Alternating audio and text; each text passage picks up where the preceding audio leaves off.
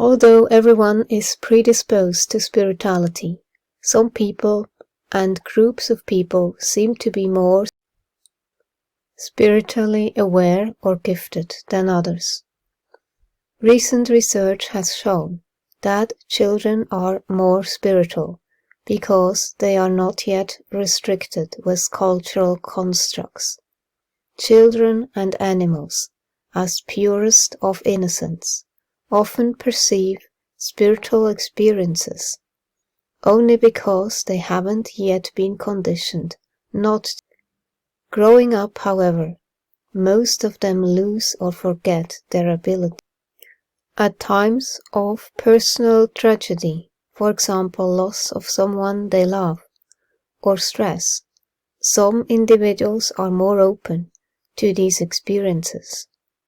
It has been noticed that some people with what was once known as a mental deficiency or mental illness have profound spiritual and religious awareness. People with temporal lobe epilepsy have strong emotional and déjà vu experiences. This is an older movie, but I don't know how many times I have watched it. I love this movie. It is so beautiful and so innocent.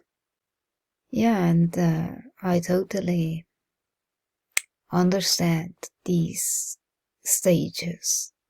So here, Francesco is traumatized from war, then he goes through this transformation, and it's some kind of ego dissolution, and he comes out of it completely changed. He finds this inner peace.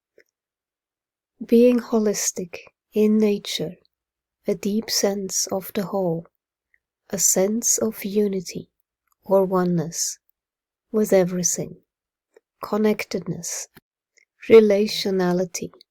Spirituality is something biologically built into the human species, a holistic awareness of reality which is potentially to be found in every human being. It is reflected in a heightened awareness or attentiveness, connectedness, relational consciousness, i.e., a holistic awareness of one's relationship with material world, with other humans, with oneself, and with God.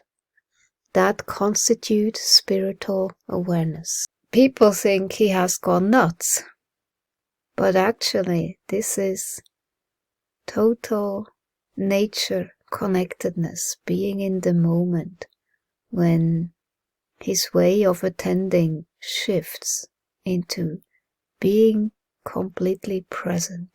What Saint Francis does here is merging with that rock, and if he had an autism diagnosis, he would consider this as so-called autistic behavior.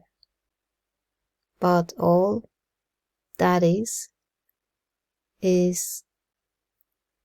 a shift in attending to things, as Ian McGilchrist describes in his many presentations. Connecting with this rock, with nature, and just be. It's a being state. And Claire has known him before, when he was all worldly and arrogant. But now he sees the things differently, and she recognizes that in him because she has it too in some way. And she tells him that now he's actually more normal than he was before. It's a beautiful scene because here it is complete absence of sexual lust. It is completely innocent. This is the heart-centered being state where there is no sexual lust. There is just connectedness between souls, between hearts, language development. People think of reality as some sort of guarantee they can rely on. Yet, from the earliest age I can remember, I found my only dependable security in losing all awareness of the things considered real.